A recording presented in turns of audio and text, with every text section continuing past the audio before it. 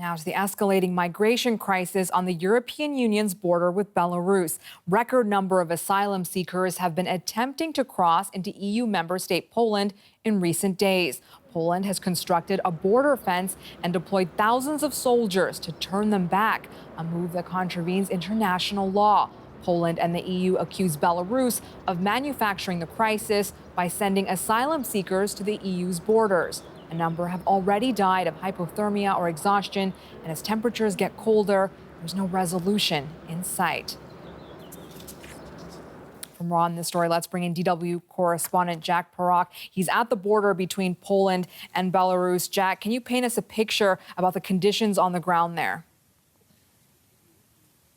Let me just give you a rundown, Abby, of what we've just experienced. We were informed that there was an intervention of perhaps 4 Iraqi migrants about a kilometre or so down the road behind me. As we drove there to try and speak to these people, there was a police block saying that this was the edge of the exclusion zone. That's a 3-kilometre zone away from the border. And they said that we were not able to access those people that we understood were there. This shows you the difficulty for transparency and the difficulty for reporting the situation on the ground. We do know from the Polish border authorities, they say that yesterday they intercepted 605 people, which would indicate that the numbers of people trying to cross is going up. Now, Jack, you've spoken to activists on the Polish side who've witnessed pushbacks. Who is behind this? Indeed, Abby, we actually just met a local woman who said that she had been in contact with a group of Iraqi migrants, a family. She gave us the phone numbers of these people after she said she had given them food and water and tried to help them in any way she could.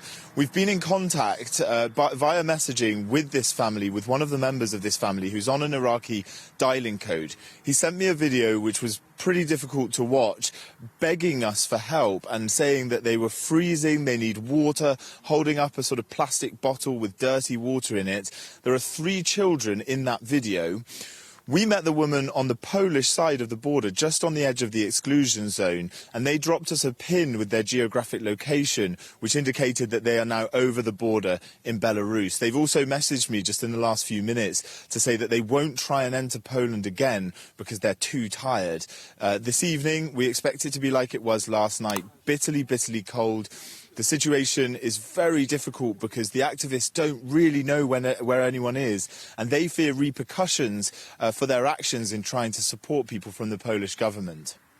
Now, dire conditions, the weather's not helping, it's going to get colder, and now there's these reports that people in the border exclusion zone are getting messages from the Polish Interior Ministry warning them that Belarusian authorities are trying to poison migrants.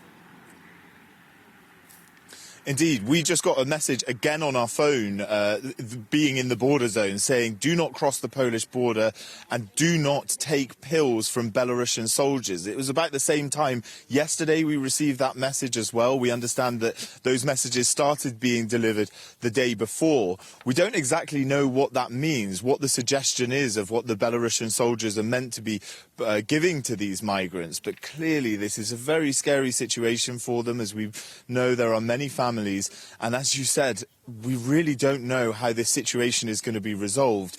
We already do know that a number of people have died in this forest already during this crisis. DW correspondent Jack Perok at the border between Poland and Belarus. Thank you, Jack. I'm joined now by Poland's Deputy Foreign Minister, Marcin Przydacz. Minister, thank you for taking the time to speak to DW. Thank you very much for having me. As we just said there, it appears that your government is pushing migrants back from Belarus, migrants trying to claim asylum in the European Union. Is that the case? No, it's not the case. Actually, it's an artificial crisis orchestrated by the Belarusian regime. I mean, the charter flights has been set by the Belarusian regime all around the Middle East countries.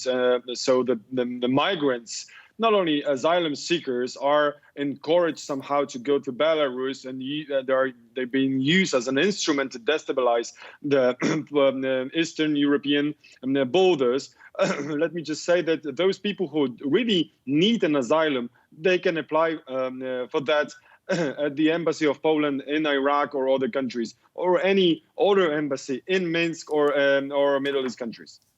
Yes, it may be an orchestrated crisis, as you say, by Belarus, but it is a crisis nonetheless. And we have our correspondent there. He's in the border region right now, and he says he's spoken to activists on the Polish side who've witnessed these pushbacks, and he's in touch with migrants on the Belarusian side who say they were in Poland but were taken back across the border. That's illegal. Well, there depends. What do you mean by saying illegal? According to what? I mean, the Geneva Convention states that their people shouldn't be pushed back to the country where they came from where they are in danger. So we are not pushing back those people to Syria or, I don't know, Afghanistan. They came legally to Belarus.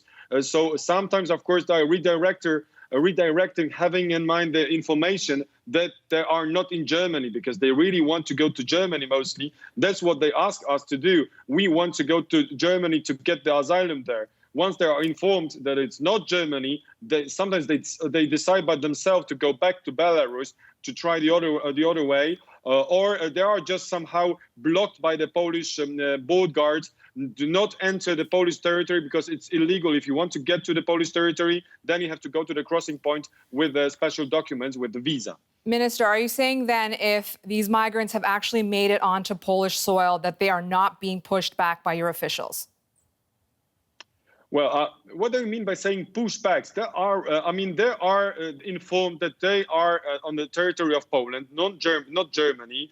If they want to apply for asylum in Germany, then it's not the way to do on the Polish territory. So some of them, they do really decide to go back to Belarus. The others are informed that this is illegal what they've done, so they need to go back. But if I may, of course, we can discuss about this procedure, but I think we should have in mind that it is an orchestrated hybrid attack by the Belarusian regime, that he has invited those migrants to destabilize us and as a revenge to our policy towards, our European policy towards Belarus, because Lukashenko announced publicly the possible migration crisis on the border on that very day when we, as the European Union, 27 countries, decided to sanction him and the Belarusian regime. So it is a kind of revenge where the people are instrumentalized by Lukashenko.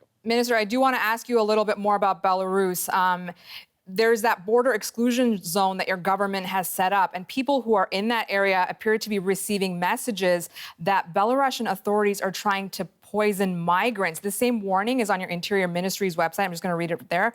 It says, do not take any pills or medication given to you in Belarus. You may be poisoned. What evidence does Poland have that Belarus is doing this?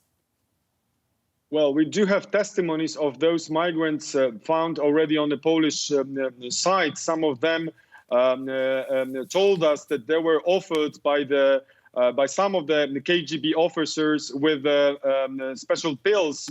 That was at the very beginning of this crisis, when Mr. Lukashenko wanted to attract the interest of media around this crisis. So we found some death corpses at the border. It is very probable that some of them were poisoned.